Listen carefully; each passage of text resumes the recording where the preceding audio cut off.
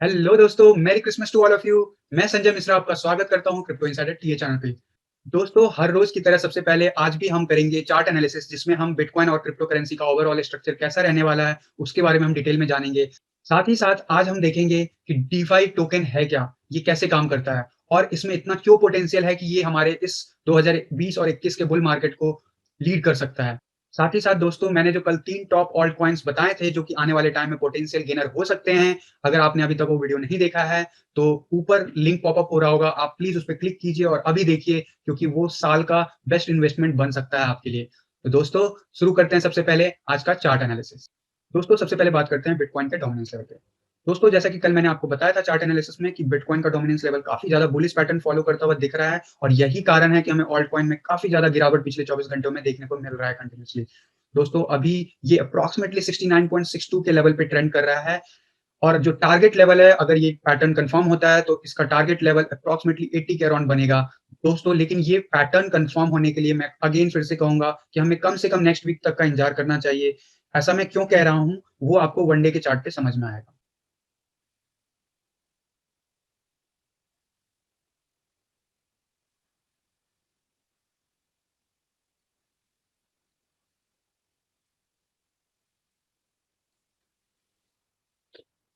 दोस्तों, ये one day का डोमिनेंस लेवल का चार्ट है बिटकॉइन का। मैं बार-बार आपको रिकन्फर्मेशन के लिए वेट करने के लिए इसलिए बोल रहा हूँ कि अगर आप देखोगे पास्ट में लगभग सितंबर 2019 में, अगर मैं थोड़ा-सा ज़ूम आउट करके दिखाऊँ, तो एप्रोक्सिमेटली 10 डेज़ के अराउंड वो इस ट्रेंड लाइन के आस-पास ट्रेड कर रहा था। मतलब उस टाइम में काफ़ी ज़्यादा बिटकॉइन जो है डोमिनेंस लेवल, इस लेवल को तोड़ने की कोशिश किया था और अगर डेली कैंडल की बात करूँ तो उसने कंटीन्यूअसली काफ़ी दिनों तक क्लोजिंग उसके ऊपर रखा था। लेकिन आप देखोगे इसको रीटेस्ट करने के लिए वापस आया था और वापस से ऊपर जाके ये क्लोज़ नहीं कर पाया था और फिर इसमें मोमेंटम डाउन ट्रेंड का देखने को मिला था और उसके बाद फाइनली ऑल्ट कॉइन में हमें अच्छा खासा मोमेंट देखने को मिला था 2019 में।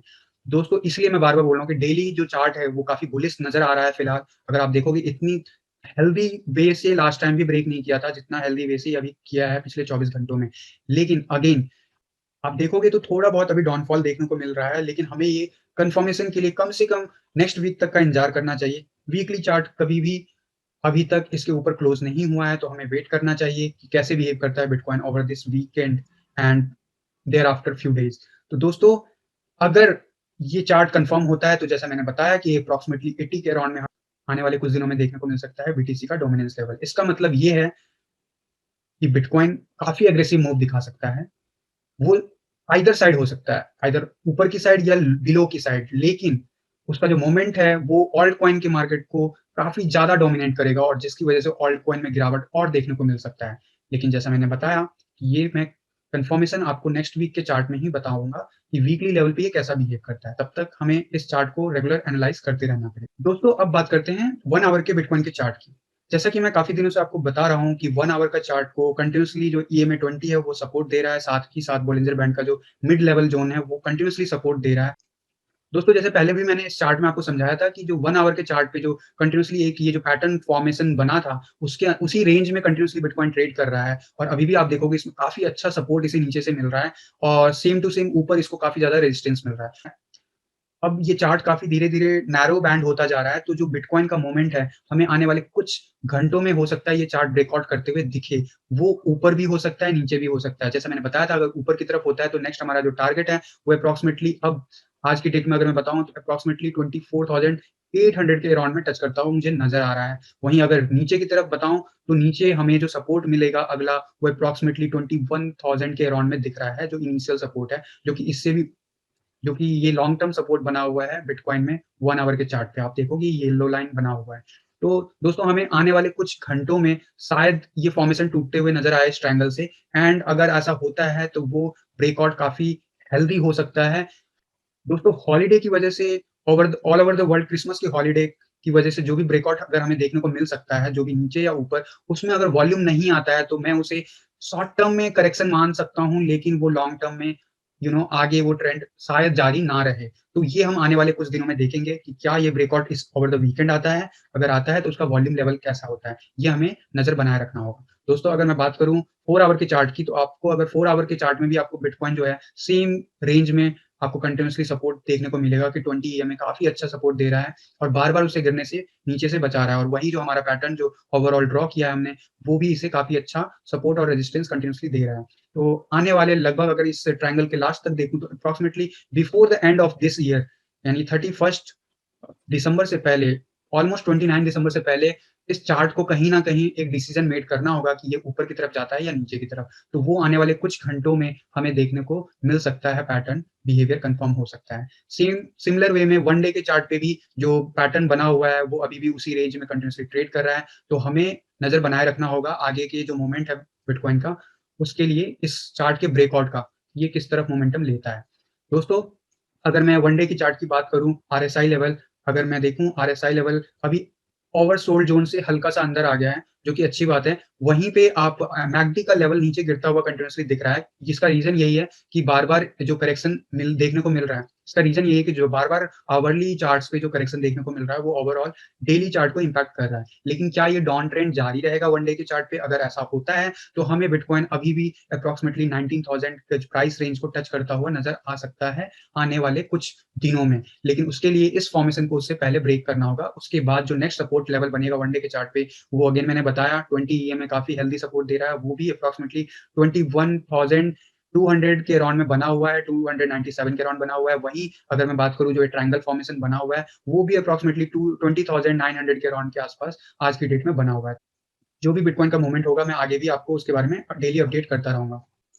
दोस्तों एक नज़र डाल लेते हैं फ़ियर एंड ग्रीड इंडेक्स पे, जो कि आज भी 86 पे बना हुआ है। दोस्तों मैंने पास्ट के कुछ वीडियो में मैंने बताया था कि फ़ियर एंड ग्रीड इंडेक्स कैसे पिछले 3 महीनों से स्ट्रॉन्ग ज़ोन में ट्रेड कर रहा है। आप अगर देखोगे तो कंटीन्यूअसली 80 प्लस बना हुआ है काफ़ी लगभग 1 डेढ़ महीने से कंटीन्यूअसली और ये बार-बार इसी ज़ोन में कंटीन्यूअसली ट्रेड कर रहा है और कहीं न कहीं रिवर्सल हमें बिटकॉइन के प्राइस में कंटीन्यूअसली ऊपर की तरफ देखने को मिलता है, थोड़ा बहुत रिट्रेसमेंट के बाद भी।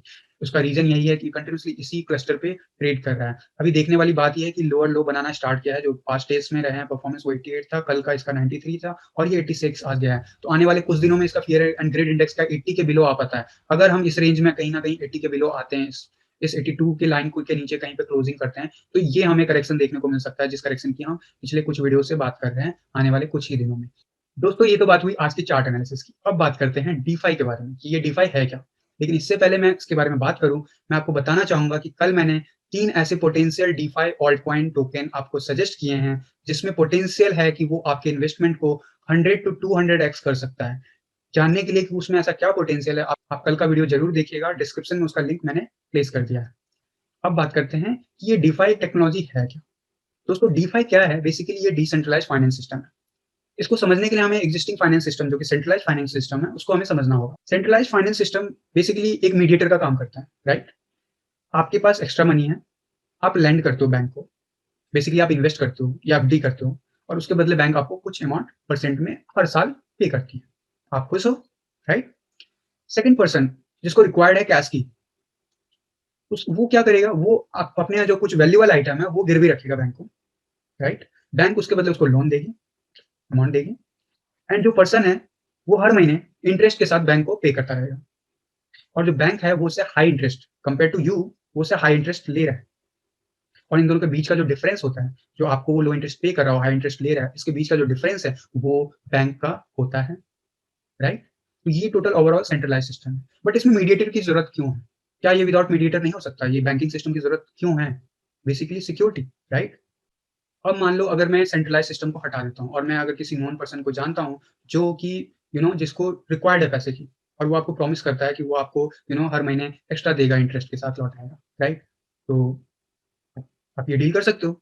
लेकिन यहाँ पे कहीं न कहीं एक डर का माहौल रहेगा, क्योंकि सिक्योरिटी में आपके पास कुछ नहीं है, ना उस पर्सन को भी डाउट रहेगा और आपको भी डाउट रहेगा, कहीं न कहीं। तो इसीलिए सेंट्रलाइज़ सिस्टम काफ़ी दिनों से सक्सेसफुल है और सारी कंट्री में गवर्नमेंट से बैक्ड होते हैं।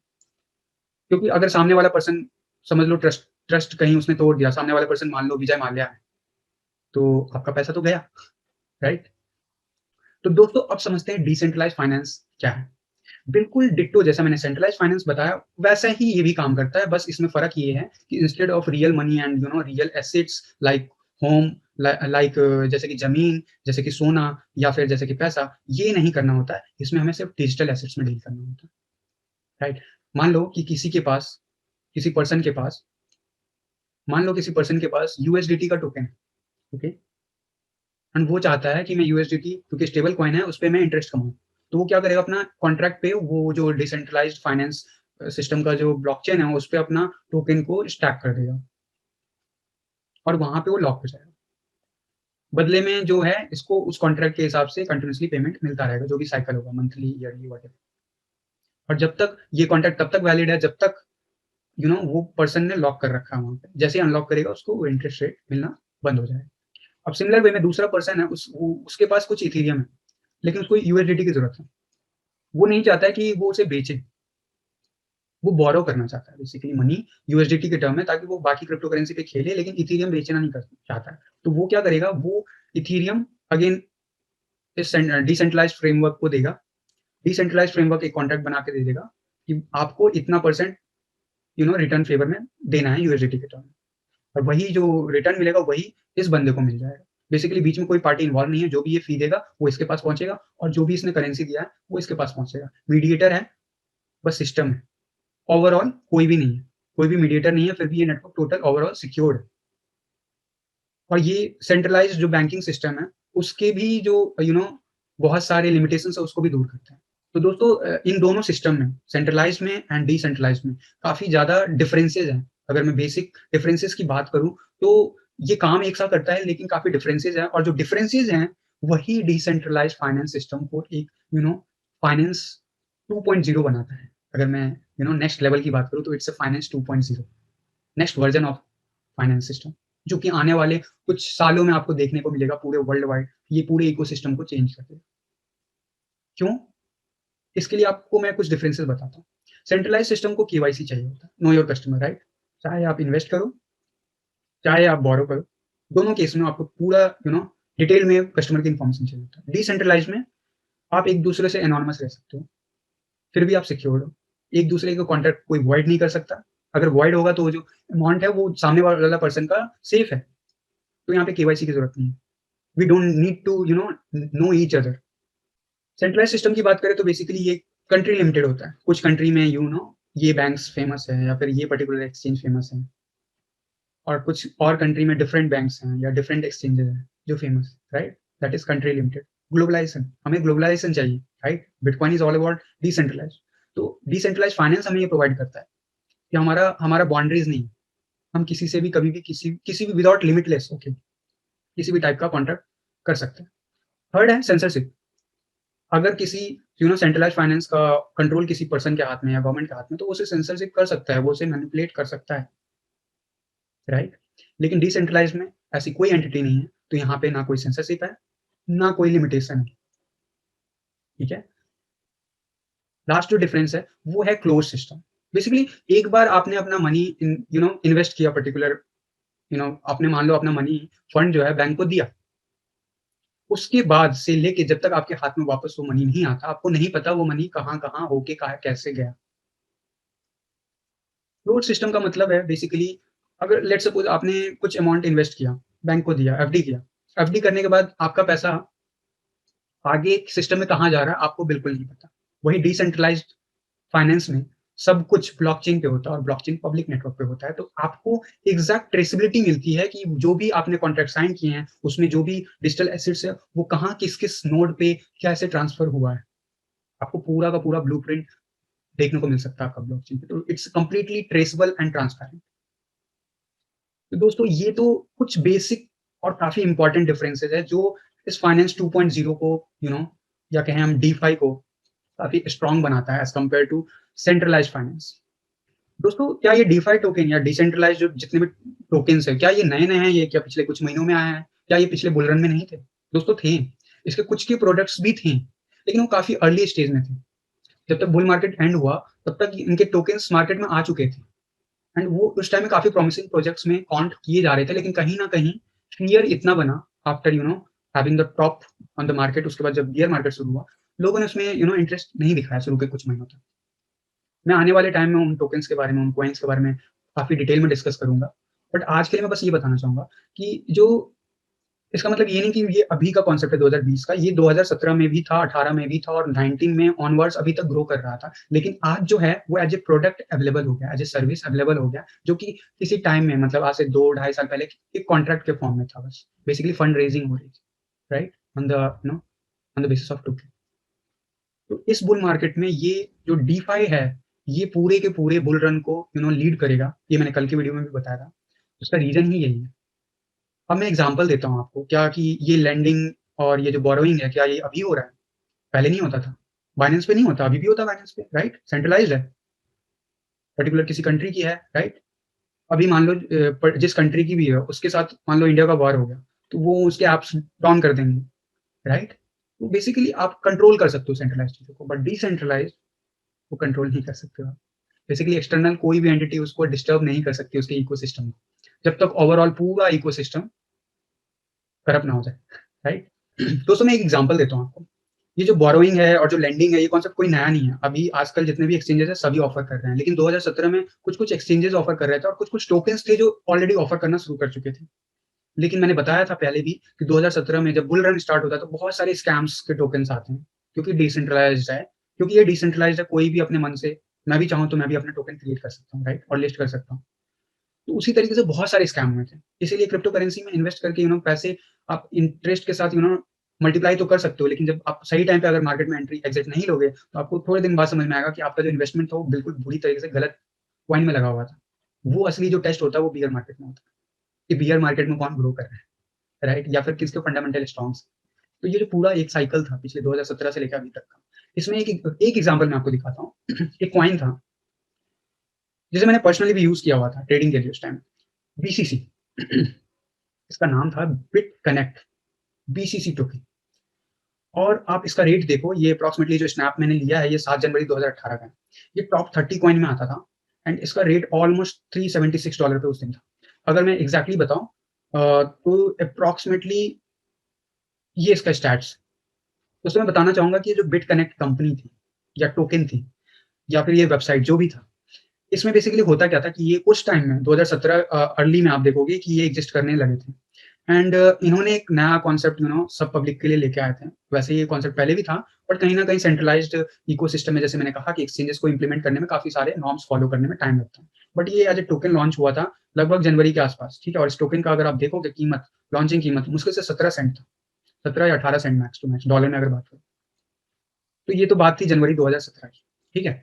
अब अगर आप फास्ट फॉरवर्ड करोगे मूवमेंट, तो इसकी ग्रोथ आप देखोगे कि कितना परसेंट इसने ग्रोथ दिया। और चाहे वो बिटकॉइन के टर्म में बात करो या फिर आप यूएसडी के टर्म में बात करो। इसका जो पीक गया था वो अप्रॉक्सिमेटली $467 के अराउंड में गया था। कब गया था? दोस्तों 29 दिसंबर 2017। ऑलमोस्ट 1 साल हो गया था इस टोकन को और ये टोकन टॉप 30 में ट्रेड कर रहा था और इसमें धड़ल्ले से लोग इन्वेस्ट कर रहे थे। एंड जो लोग ट्रेडिंग कर रहे थे उनको काफ़ी अच्छा अपॉर्च्युनिटी मिला था कि इसको ट्रेड करके अपने मल्टीप्लाई करना, क्योंकि ये ऑलमोस्ट हर दिन पैसे डबल कर रहा था। आप इसका ग्राफ एनालिसिस करोगे पास्ट का, तो हर दिन मतलब ये अगर आप इसका पास्ट एनालिसिस करोगे तो ये ऑलमोस्ट हर दिन ग्रो कर रहा था, चाहे मार्केट इधर हो रहा है, उधर हो रहा है। ऑलमोस्ट हर दिन, राइट? लेकिन आप अगर आज की डेट में देखोगे, ये टोकन एक्जिस्ट ही नहीं करता। अगर मैं आपको ले जाऊँ, आज की डेटा दिखाता हूँ, ये टोकन नहीं एक्जिस्ट करता। ये स्कैम था। ये one of the largest scam था, जो कि काफ़ी ज़्यादा हाइलाइट बना रहा था, क्योंकि आपको मैं दिखाऊँ अगर डिटेल में, तो थोड़ा-सा ज़ूम करके दिखाता हूँ। आप देखोगे कि ये ऑलमोस्ट 28 दिसंबर के आसपास ऑल टाइम हाई $471 पे ट्रेड कर रहा था। उसके कुछ ही दिनों में आप देखो, इसका डाउनफॉल देखो। इसका डाउनफॉल कहाँ से कहाँ आया? ये लगभग 14 जनवरी को $360 पे था और लोग अगले दिन जब उठे, अगर मैं एग्ज़ैक्टली बात करूँ इस डेट की, तो लगभग 293 तक था। तब तक भी सब कुछ नॉर्मल लग रहा था, क्योंकि नॉर्मल मार्केट में उतार-चढ़ाव बन रहा था सारे कॉइन्स में। ये बात है 15 जनवरी 2018 की, और आप 16 जनवरी को देखेंगे रेट $261 हुआ, डीप हुआ, ठीक है। अगले दिन आप आओगे,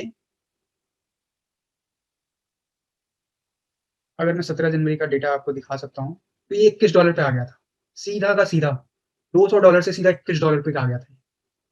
एंड उसके कुछ ही दिनों में, मतलब कुछ दिनों नहीं, कुछ घंटों में ये इसकी वैल्यू 0। ये मार्केट में अपने वेबसाइट वगैरह सब इनका बंद हो गया था। कंप्लीट स्कैम, लोगों के सारे पैसे लेके चले गए। तो दोस्तों, बुल रन जैसे स्टार्ट होता है ना, बहुत सारे कॉइन्स आपको देखने को मिलेंगे, लेकिन किसमें इन्वेस्ट किया जाए लॉन्ग टर्म में, जो कि आपको बहुत अच्छा पोटेंशियल गेन दे सकता है, वो आप अगर मार्केट के आपके रिसर्च करते हो तभी आपको पता चलेगा, या फिर आप मेरे साथ बने रहिए, मैं आपको बिल्कुल गाइड करता रहूँगा। लेकिन दोस्तों, ऐसे कॉइन्स से बचना चाहिए।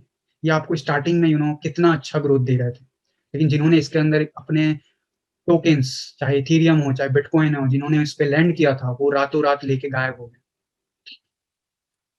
तो ये one of the largest scam था उस साल का, जो कि हमें अगेन मैं बता रहा था आपको इसलिए कि आप सचेत हो जाओ, बिना जानकारी के किसी भी बढ़ते हुए टोकन में भी ट्रेड कर रहे हो, लेकिन अगर उसकी जानकारी नहीं है और लॉन्ग टर्म में ऐसे स्पेशली ऐसे चीज़ों में जिसमें आपको इन्वेस्ट करने के इंटरेस्ट रेट मिल रहा है, तो प्लीज़ ऐसी चीज़ों से दूर रहो या फिर उसके बारे में ज़्यादा जानकारी हासिल करो।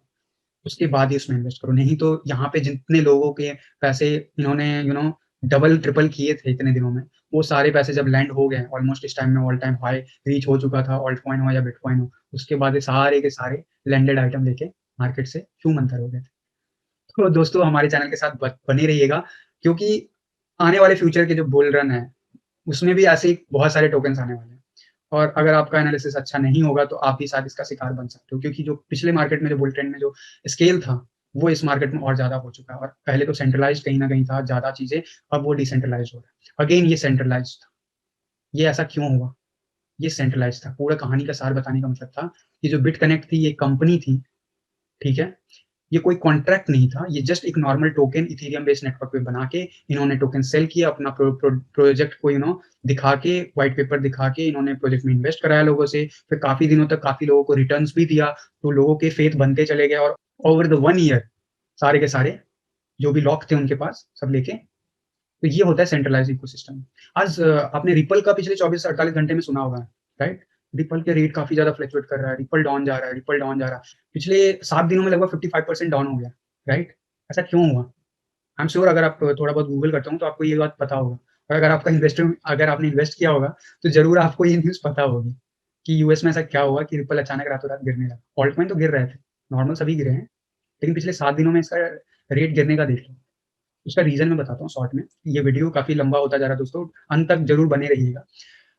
बेसिकली रिपल जो है कहीं न कहीं डिसेंट्रलाइज़्ड टोकन नहीं है, सेंट्रलाइज़्ड है। जैसे कि बाइनेंस है, बाइनेंस इज़ आल्सो सेंट्रलाइज़्ड।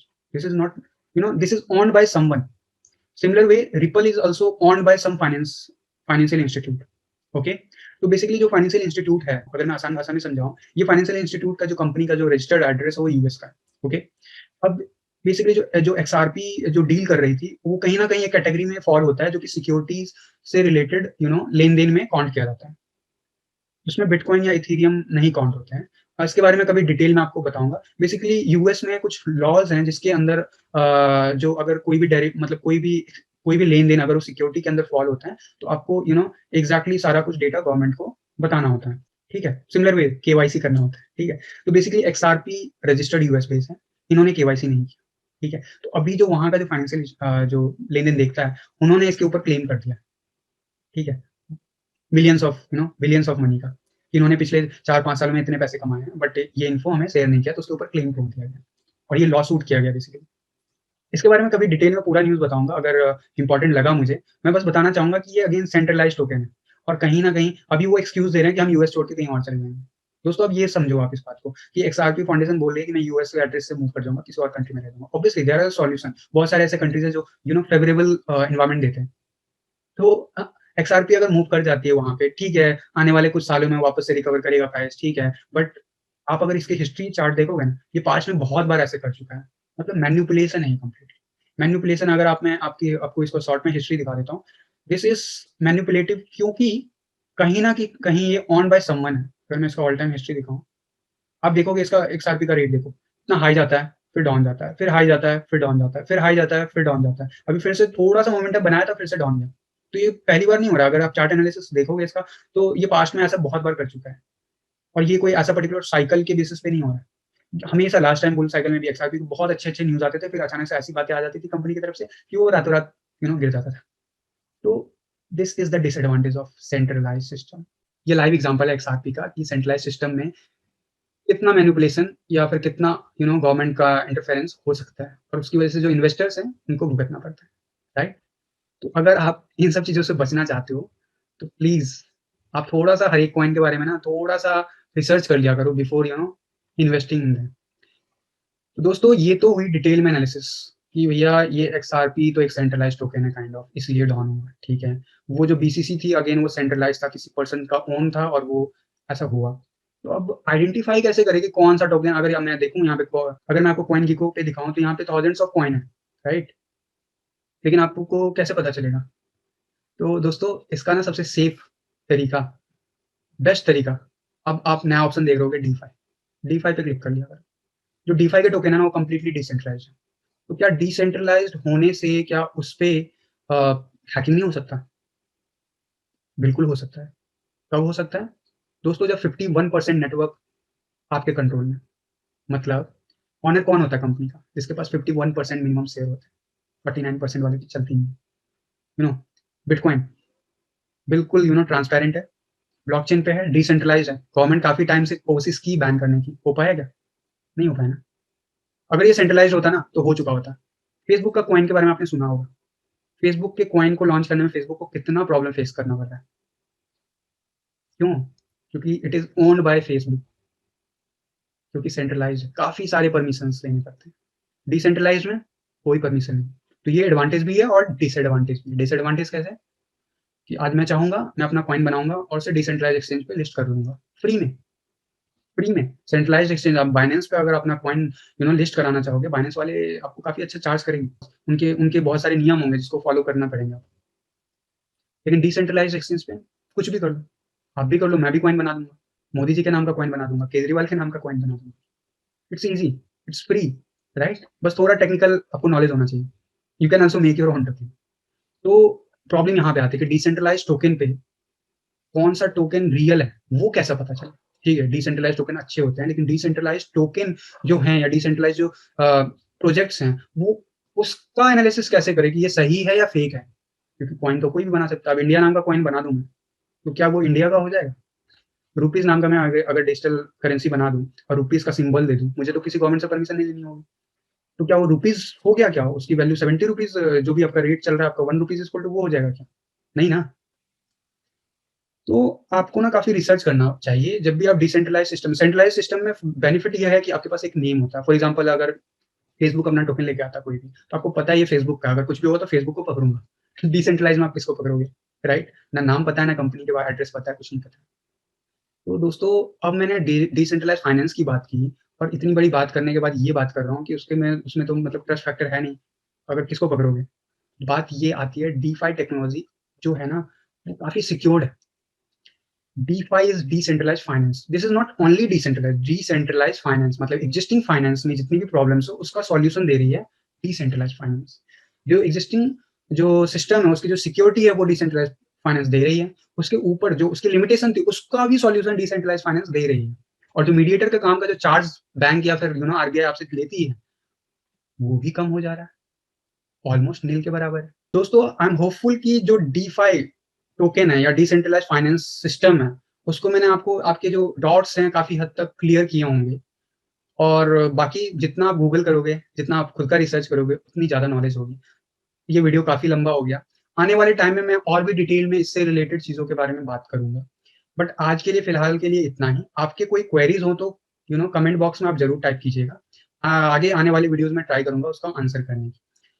दोस्तों इसके अलावा आने वाले कुछ दिनों में जैसे कि मैंने आपको बताया था कि कल मैंने कुछ टॉप 3 डीफाई टोकन्स बताए थे जिसमें पोटेंशियल है आपके मनी को ग्रो करने का। वैसे ही कुछ कॉइन्स जो कि डीफाई के टोकन है लेकिन काफ़ी ओल्ड है, काफ़ी दिनों से है, उनके बारे में डिस्कशन करूँगा आने वाले कुछ वीडियोज़ में। तो प्लीज़ आप इस चैनल के साथ बने रहिए। अगर इस चैनल पे पहली बार आए हो तो प्लीज़ सब्सक्राइब कीजिए और घंटी बजाइए ताकि आपको नोटिफ़िकेशन सही टाइम पे मिल पाए। एंड अगर आपको ये वीडियो पसंद आया हो तो प्लीज़ लाइक कीजिएगा और ज़रूर शेयर कीजिएगा और हमें हेल्प कीजिएगा ग्रो करने में। ताकि मैं आपकी हेल्प कर पाऊँ, आपको ग्रो करने में। थैंक यू, धन्यवाद।